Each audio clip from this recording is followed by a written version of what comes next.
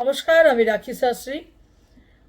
29 March 2025 Shanidev তার রাশি পরিবর্তন করতে চলেছে এবং সেদিনকেই লাগছে সূর্যগ্রহণ এবং 6টি গ্রহ একসাথে এক জায়গায় থাকছে এবং তা থাকছে মীন রাশিতে, অর্থাৎ বৃহস্পতি রাশিতে, অর্থাৎ জিৎ কারক রাশিতে থাকছে।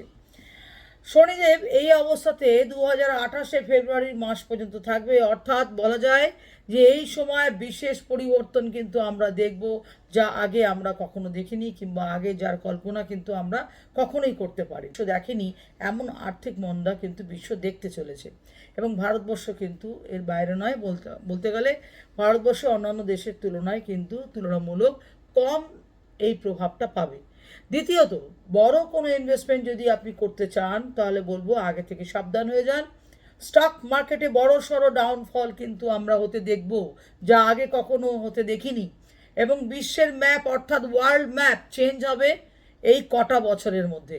অর্থাৎ বলা যায় যে রাশিয়াতে বা চীন কিংবা ওয়ার্ল্ড ট্রেড লাইন কিন্তু চেঞ্জ হতে দেখব, এবং অবশ্যই একটু বেশি না বললেই নয়, সেটা হচ্ছে ভারতবর্ষের ম্যাপও কিন্তু চেঞ্জ হতে পারে। পাকিস্তান এবং বাংলাদেশের কিন্তু কিছু অংশ ভারতের মধ্যে ইনক্লুডেড হতে পারে কেন্দ্রীয় শাসিত প্রদেশ হিসাবে, এবং এখন মনে হতে পারে যে কল্পনার বাইরে কিন্তু এমন ঘটনা কিন্তু হওয়ার সম্ভাবনা রয়েছে 29 মার্চ 2025 থেকে শুরু করে মার্চ 2028-এর মধ্যে। এবং প্রাকৃতিক দুর্যোগের সংখ্যা এই সময়ের মধ্যে ভীষণ বাড়বে। প্রথমে সংখ্যা বাড়বে, পরে কিন্তু তার ইন্টেন্সিটি অর্থাৎ তীব্রতা কিন্তু প্রাকৃতিক দুর্যোগের বাড়বে। বিশেষ করে জল ঘটিত কোনো জায়গা থেকে, জল থেকে এই প্রাকৃতিক দুর্যোগ কিন্তু হওয়ার সম্ভাবনা রয়েছে বন্ধুরা।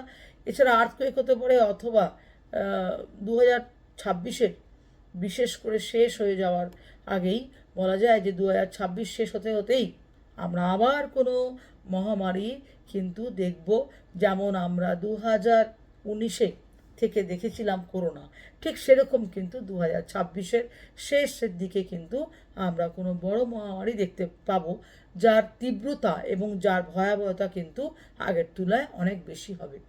এবং সিভিল ওয়ার হতে দেখব কিন্তু আমরা মার্চ 2025 থেকে মার্চ 2026-এর মধ্যে বিভিন্ন দেশের অভ্যন্তরীণ ক্ষেত্রে কিন্তু সিভিল হওয়ার সম্ভাবনা অত্যন্ত বেশি।